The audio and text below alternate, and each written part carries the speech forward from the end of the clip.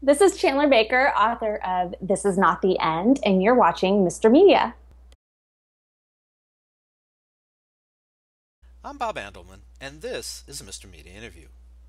You can see, hear, or read more than 1,000 of my previous celebrity interviews at MrMedia.com. That's MRmedia.com. Subscribe to the show on YouTube, iTunes, Apple News, Google Play, or Stitcher, and follow us on Twitter and Facebook. On today's show, I'll talk to novelist Chandler Baker, author of This Is Not the End, a young adult title that sounds, well, a little like it needs an exclamation point, right? Stick around. It's hard for novelists to come up with a twist we haven't read in some way previously. J.R. Tolkien managed it with Lord of the Rings. So did J.R. Rowling, J.R. Rowling, creator of the Harry Potter series. Otherwise, we'll read something new and say, oh, it's just like XYZ. Or we might say, did you ever read Sinclair Lewis? This new title is kind of like Babbitt, only it takes place in Des Moines with rodeo clowns. Now, I just read This Is Not the End, a new book by Chandler Baker, and honestly, it's not like anything else I can ever remember reading previously. Who knew resurrection politics and ethics could be so complicated? Oh, and entertaining. Chandler Baker, welcome to Mr. Media. Thank you so much for having me. My pleasure, my pleasure. I have to say, I never thought I could ever be sucked into a novel about resurrection themes and morality. It just didn't seem, but there you go. As I told you before we started, I sat down. I normally will with fiction on the show. I will try to read about 3/4 of the book and then stop, so I don't inadvertently give away anything. I couldn't put your book down. Well, I will try to stop blushing. I mean, yeah, it's I if that weren't the case, I wouldn't say that if it weren't true. How did you get started on such an unusual topic? Gosh, this one was really different for me in that it was one of those sort of lightning strike moments that you really can't replicate. I don't know. I remember exactly where I was standing. I was standing in my bedroom, putting away clothes, and the best thing I can trace it back to is that I had recently seen a trailer for The Leftovers on HBO. And I just really liked the feel that that trailer gave me. And I'd also seen a trailer of Resurrection, which, is, has very little in common with my book. And I've seen very little of the series as well. But all of a sudden, I just had this big what if moment, and I had the big elements of the story. Like, I knew there was this girl named Blake. I knew that, she was 17 and that there was resurrection technology in the world and you can only resurrect one person. And she was going to have to make this huge decision between her, at that time she had two best friends, but between her friends and her boyfriend and who she was going to bring back. And I even knew that she had already promised her resurrection choice to someone that wasn't even dead yet. So all those elements came to me at once, which is so rare. I usually have to work a lot harder at an idea, but what made me know that I had to pursue it, and I had actually been in the middle of writing another proposal for my publisher and I just completely abandoned it, is the emotional stakes were just so clear to me. This seems so believable to me that there could be this resurrection option. And can we describe it? I mean, that it's you reach a certain age and you have this opportunity to resurrect someone in your life, and I guess we don't you don't go into the science of it so much. It's just there, it exists. But to me, it was kind of like that moment the first time you watch Star Trek and they use the transporter and they're able to turn like a human being into light and send him or her to a planet or to another ship or something. Mm-hmm. And at first you're like, oh, that's crazy. But then the more you watch it, you start thinking, well, that's okay. I could kind of believe that could happen. And then 50 years later, you read in science, so someone's gone, I think we may be able to do that at some point. Or we've been able to move these molecules from this point to that point. Mm-hmm. This whole, the way you go about it, you could actually, and that's the great thing about fiction. You think in your mind, okay, that seems plausible. Yeah, I mean, I've always been, I think, more drawn to quote unquote speculative fiction, which I guess like Margaret Atwood describes as a future we can plausibly describe, as opposed to sort of a galaxy far, far away, because I just enjoy grappling with implications that seem like they could kind of be just beyond the horizon. So yes, resurrection technology is not possible here, but I don't know that it's that crazy. I was reading recently that they're getting ready to perform a head transplant this year. So when we're when we're looking at things like that, I mean, that's almost a form of resurrection, right? Um, People have long believed in things like cryogenics and cryogenically freezing people in the hopes that they'll be able to be brought back. So I think it's one of those things that, yeah, I wanted to just assume that this technology existed and could exist, and then talk about sort of how, the second generation of citizens in the US would be dealing with that new reality, understanding that there would have to be regulations around it, or, population control would be out of control. And and there would obviously be some bioethical issues involved. And I didn't know until just before we started this conversation that in real life you are a lawyer. And now some of the things that you deal with make more sense to me because you've obviously you've had the training to have thought through these things. Mhm. And how much do you want to explain to people what the book is about beyond what you did a minute ago? Because there's a part of me that doesn't want to really give. I don't want to give anything away, but I want people to be as turned on to read it as I was, because it's very cool. Sure. I mean, the premise is pretty simple. It's about a girl who's 17, Lake Devereaux, and about a month before her 18th birthday, she's in a car accident where her best friend and boyfriend are both killed. And in her world, resurrection technology exists, but it's been regulated such that on citizens' 18th birthday, along with sort of the bundle of rights of be able to vote, et cetera, they get the ability to resurrect one person, and if they don't use it on that day, then that right is forfeited. So Lake has this choice to make, and for each of the families, she's their best opportunity at getting their children to come back. And for her, it's sort of the best chance um, to reclaim the family that she built when her own fell apart a few years earlier. And she's also made a secret and a legal promise to resurrect someone who's not even dead yet. Yeah, that about covers it. And folks, if you've ever seen the movie Logan's Run, where and I'm dating myself here. This is probably before you were even born. But Logan's Run, the idea, the general concept of Logan's Run was when you hit 30, you were old and you had to go to a place and die. Oh And gosh. there was a big ceremony and everybody just did it. Logan decided he didn't want to die. So it's kind of the opposite of this, but whereas this takes place at 18, on your 18th birthday, you have this resurrection choice. At 30, you just died. But it seemed like it could almost be in the same universe to me Hmm. because the idea that at 18 you could bring someone back to life, but at 30 you've got to move on. Yeah. Right? I mean, you know, It'd be maybe, depressing. yeah. Did uh, did you have to do much in the way of legal research or ethical, or did you just is it all whole cloth? When I was in college, I actually majored in bioethics. It was called something else, but I was an editor of the bioethics journal. And when I went to law school, I originally thought that I was going to be a bioethicist. So I did a large array of bioethics and health law. And so I had some sort of background in thinking about bioethical issues. My debut novel, which came out a few years ago, was actually about heart transplants and dealt with some of the ethics around that. So sort of subconsciously, but it really has continued to keep coming up in my work, these bioethical issues. So I wouldn't say I had to do a ton of research other than trying to come up with a way that the resurrection technology could actually work. A lot of that didn't make it onto the page, and I don't think really needed to make it onto the page to the reader. But in my own head, I kind of had to know like how memories would work, and how trauma would be transferred, the experience of it from someone who had been dead to their resurrected self.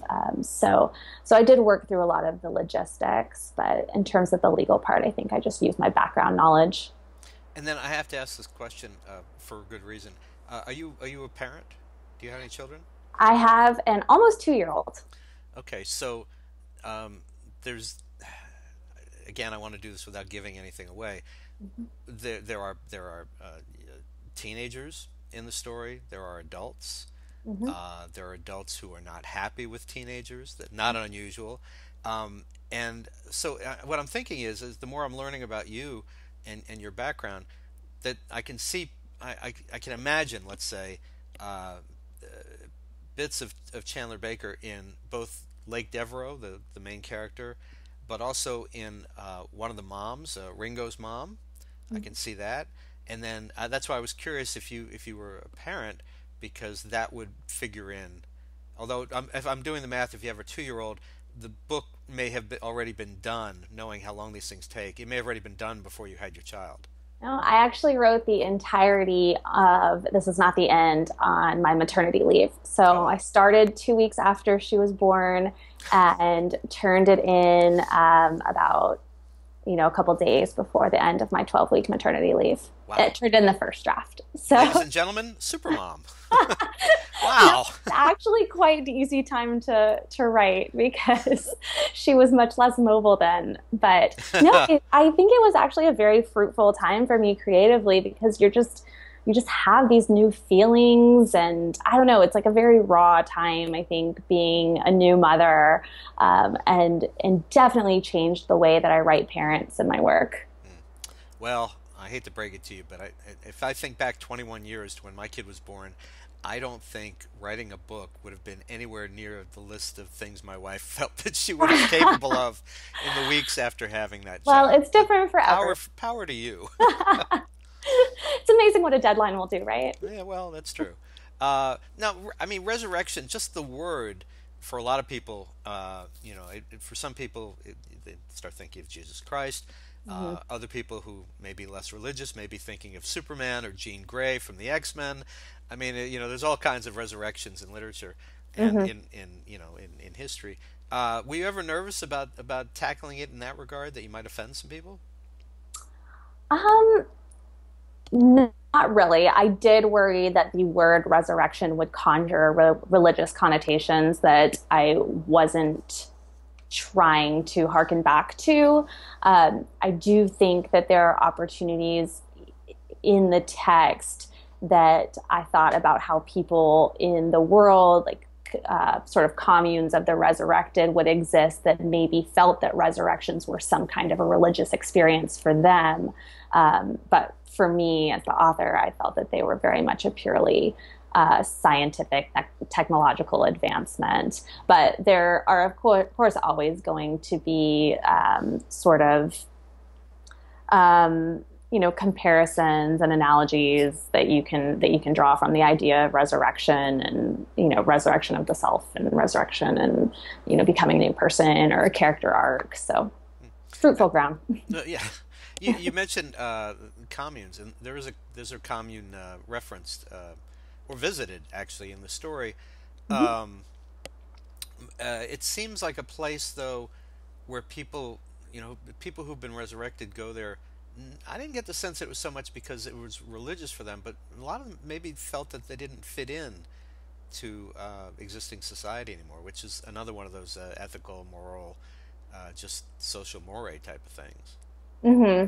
And I think it was hard for me to, everyone's experiences are their own, and it's hard to decide, what's a valid sort of emotional experience, and what's put on for somebody.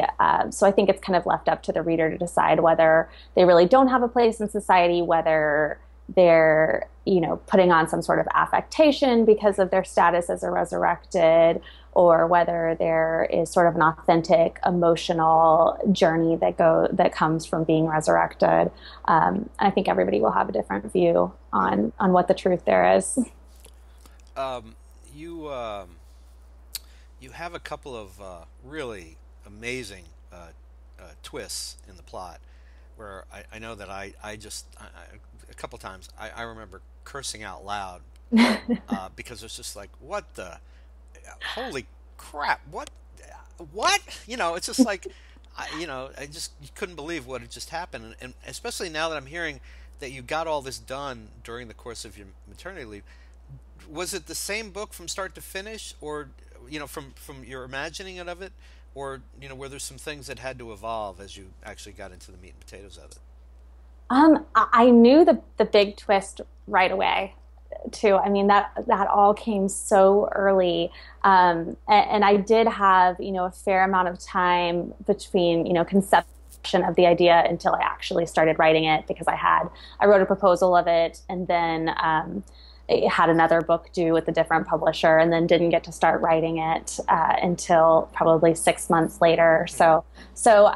I think that there's some marination that goes on, somewhere in there. But yeah, the twist was really there from the beginning, and it's so funny because I've had, some friends read early, or even my editor, and they said, "Oh my gosh, I did not see the twist coming," and I'm like, "Really?"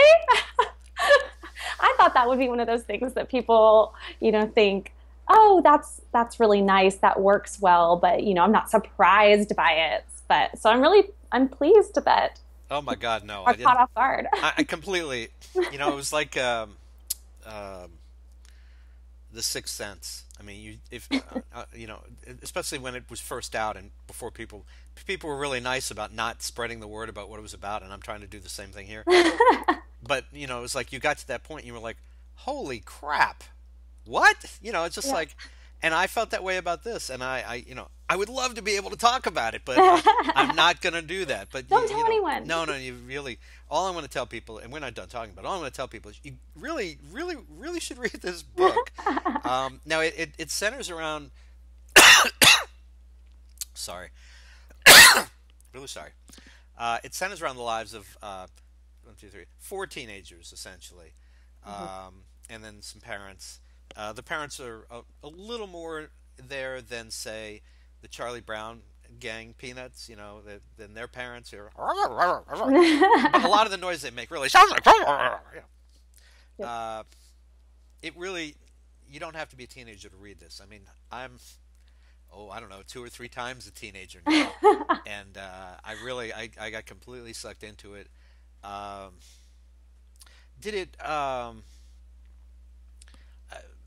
Most people, their lives as teenagers are really miserable. Even there are people who think, well, the popular kids they didn't have miserable lives, but everybody was pretty miserable as a teenager. There's a lot of change going on in your life. Your body's changing physically, mentally.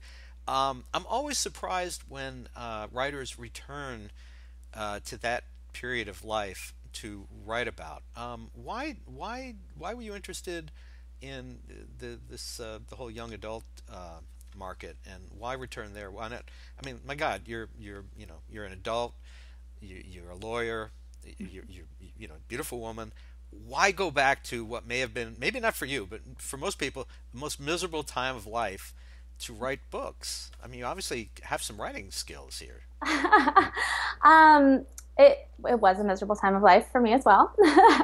Although I did have, some very good friends as well. I think mainly is that when I really got serious about becoming a writer, I was in college, and I don't know how I happened on some sort of young adult book communities, but it was sort of the renaissance of YA lit at the time. There were some really great books like 13 Reasons Why and Before I Fall and If I Stay, that I just fell in love with. And so it felt like a natural thing for me to start writing when I really, turned my hand to trying to get myself published. And I think that this book actually more so than my other is kind of an homage to those books. It has some of my favorite elements of it, like a really impossible choice and life or death stakes and strong female relationships. So I wanted to do that in this book. And then, more specifically to me, is yes, I agree. High school is always really hard. What characterizes it specifically for me that I think teens do, and this is just my personal perspective, but I think teens and I were very myopic. I definitely was very focused, I think, on like my very small group of friends. Who, were not the most popular by any means, but we were very close. And there was, sort of a sense of safety in just being very close with a small number of people. And I think I did that probably to the exclusion of some other relationships and just opening myself up more, because it's so scary to be, criticized, and you feel like everyone's looking at you and you just want to feel right and accepted. So I think there's a lot of me in Lake. I think people see that she, maybe not all of her opinions about her classmates are accurate, because she's formed this very tight-knit family, and, the deaths of her friends and boyfriends have kind of shifted the social dynamic for her a little as well. So I think the story I wanted to tell fit best within high school. Hmm. It's funny as you were saying that, I was thinking about how my perspective of people that I went to high school with, which was, back in the 20th century. That was a long time ago, folks. Anyway, you had these ideas of what people were, who they were, and what they were like in high school. Mm-hmm. I think what's different for me, as opposed to say my mother and her generation, is that with Facebook, I'm still in contact with. I had a class of like 350 kids. Mm-hmm. I would say at least 200 of them I'm friends with on Facebook, Yeah. and I know that they're actual real people. They weren't this little Mm-hmm. narrow stereotype. And you're right. I mean, it is interesting that way. I got a message on Facebook last night from a girl I went to high school with, who I go all the way back to sixth grade with. Wow. Out of the blue, she lives in the same hometown that we grew up in. I'm not there anymore. My mom is there. Out of the blue last night, she sent me a message and said, "Hey, I don't know what family you may have in town besides your mom, but if she ever needs help, or you need someone to reach out to her, do something, I just want to give you my number and let you know." And I was just like, "What the hell?"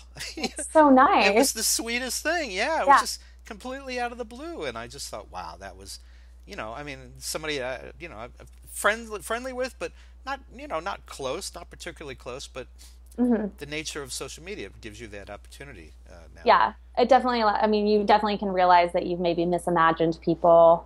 I think I can sometimes narrate it in my head that they've changed, but I think they probably always were a real person even back then. Right, right. And I just didn't see it, or, I don't know, the whole, sometimes people should be windows, but sometimes they're mirrors to you. So, Oh, good line. Very good.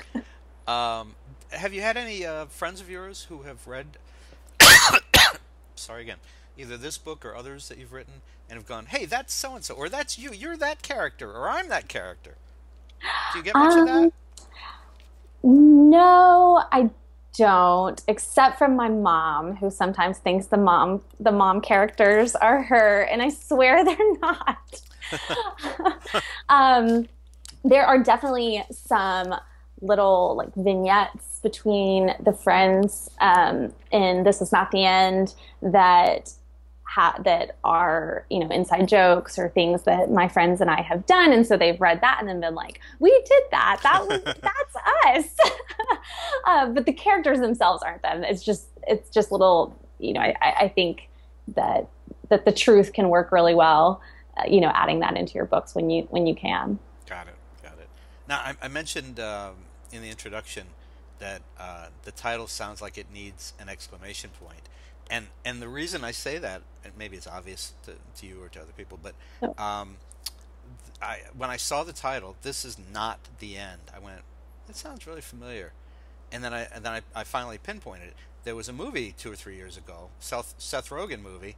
I think maybe James Franco was in it, and Oh called yeah. "This Is the End." Yes. So when I saw that, that was "This Is the End," and this is Mhm. not the end. And I Yeah. keep thinking, and I know it's not. I know what the book is about. Obviously, I've read it, but I Mhm. keep thinking it's like a reaction to that. Yeah.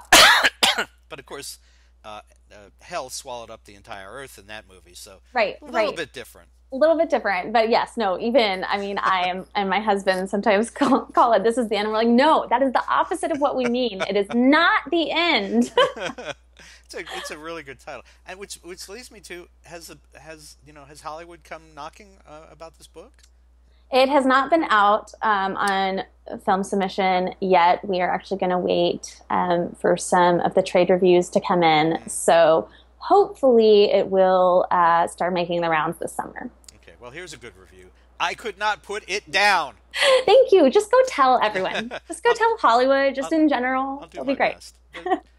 There might be a few Hollywood types that watch the show. Okay. There's certainly been enough of them Start on the show. knocking.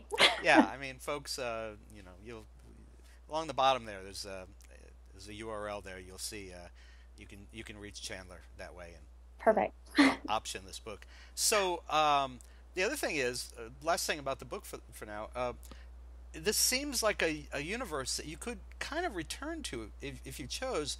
Not that you wouldn't want to go through another teen, but I was thinking, it might be interesting to do another book dealing with some of the same issues, but from a parent's or even a grandparent's perspective. We see Lake's parents, we see Matt's parents and Penny's parents, we see Ringo's mom. It seems to me that should you choose to go at this, for an adult title, or maybe not, maybe another YA title, Mhm. you could return to this whole area. I mean, this genre, this universe that they're in. Is there any possibility of that happening? I hadn't thought of it as an adult title, so that's new, but I think that's interesting. Um, I have been really drawn to standalones recently. I just finished writing a series, but even that, there are a series of companion novels.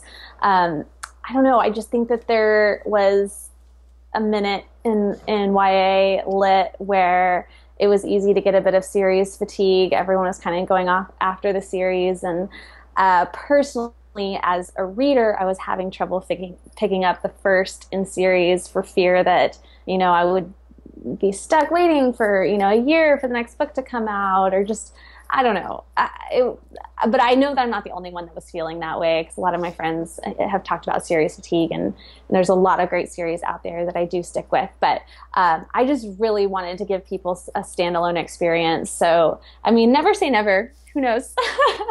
But it's not in the plans. Okay, I was just curious. So you are, I've mentioned you're an attorney. You're in Austin, Texas. Yes. You go back to. Sorry. I'll just say that we rescheduled this from a few days ago because I could barely talk then. So this is an improvement. But you grew up. You did middle school in Sarasota, Florida. Hmm. Um, why why did you become a lawyer as opposed to a full-time writer, or are you kind of hoping to do both? Do you want to eventually just write? What's the game plan? I chose to become a lawyer because I'm very practical, and and also I think there was sort of a parental push. Like I said, I got serious about writing when I was in college. I finished my first novel between college and the start of law school, and got an agent my first year of law school. And then started ghostwriting books. So wrote about 4 books in the course of my law school career for publishers. Um, so I don't know. I mean, I do like the structure of going to a day job every day. I think I work better being really busy. I don't know that I would get so much more done if I didn't have a job. And I mean, you've been a writer, it's I don't want to feel that I'm making creative decisions just for what's financially expedient right now. Um, but we'll see. I don't know. We're getting closer. Okay. All right. All right. But I really do like having both. I don't swear at any time in the near future. Okay. Do you have an area of expertise in the law? I do corporate insecurities. Oh, very exciting. Very exciting. Well, the good news is that it is pretty different parts of my brain. I'm not Definitely. Yeah. writing, oral arguments or, I'm not a litigator. So I think, it's actually worked out pretty well schedule wise. All right. Now you're not at your writer's desk, I assuming, which is probably, I'm guessing, at Yeah. home. I am in my law firm. So, is there anything on your desk that you want to share? You want to show people anything that you know gives us a little clue into you know who you are? Oh gosh. Anything? No, I literally cleared everything off so you couldn't see what a mess I am. Well, I saw that the credenza behind you was pretty Here. barren, but yeah. Oops. I was going to say, well, no. There's a picture of my husband. Okay. Hi, honey. She'll Hi. be home later. And yeah, I literally had to take everything off because it was all just papers. I understand. I understand. My writing desk at home is, well, we just moved this week, but it is definitely a little bit more personalized. I have some of my book covers along with the dedications framed. I have tons of books and my favorite pens, and so I'm definitely a lot more into making that my space, and I work there quite a bit. So, longhand or computer? Almost always computer, but I've definitely gone through periods. Like last year, I did The Artist's Way. I don't know. Have you ever done that? Mm-mm. It's a 3 month book that you follow. My critique partner and I did it, and you have to write in longhand for a certain amount of time, like 3 pages a day. So I know it's amazing how bad your handwriting gets now that we use computers all the time. It's very hard to write longhand. Young lady, Um, wait 20 or 30 years. It doesn't get better. yeah, okay.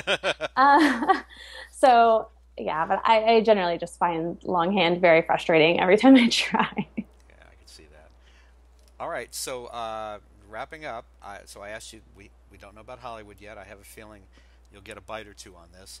Uh, do you have something? Do you have the next book in the works or finished, or what's ahead? Well, right now we are also getting ready for some of the foreign releases of This Is Not the End, which we're very excited about. They're going to come out in Brazil, in Germany, and Italy first.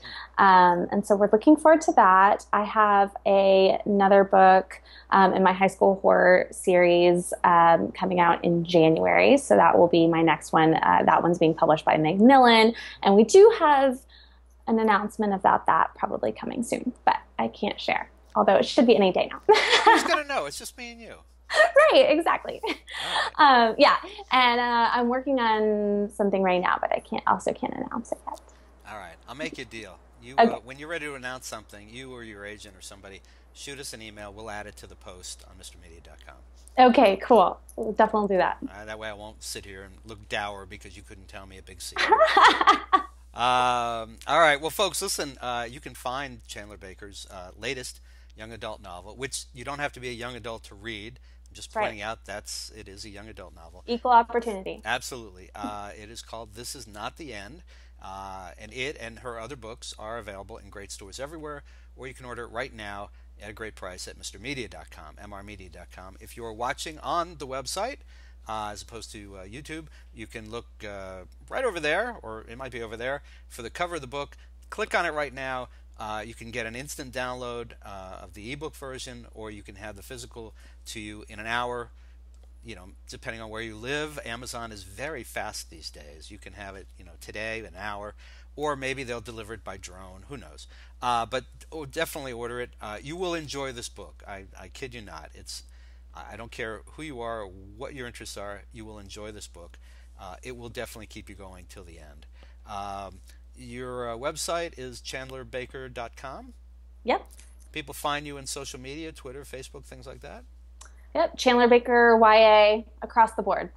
Chandler Baker YA across the board.com. No, I'm kidding. Chandler Baker YA, yeah, for Twitter and Facebook. Excellent. Yep. Chandler, it was a pleasure getting to talk to you. I really enjoyed your book, and I hope you'll come back and join us again sometime soon on Mr. Media. Absolutely. Thank you so much.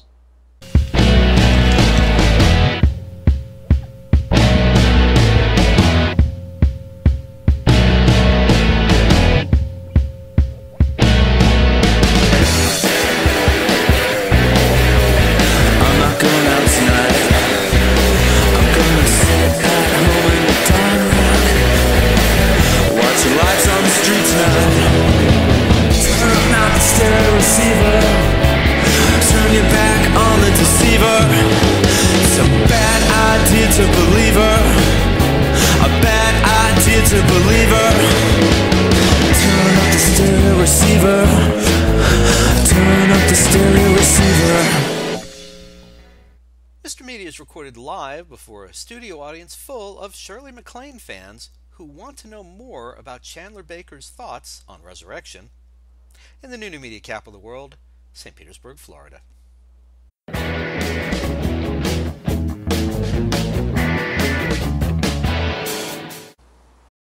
Hi, this is Rich Scheidner. And if you've ever wondered what it was like to be a stand-up comedian in the 1980s, I'm going to do you a big favor. Instead of billions of dollars for a time machine, you can just spend $24.95 and buy my new book, Kicking Through the Ashes, My Life as a Stand-Up in the 1980s Comedy Boom. It will save you money and give you thrills. It will take you there. Go to my website, richscheidner.com, go to amazon.com, and buy this book. Great. This is Chandler Break. I assume you can edit this.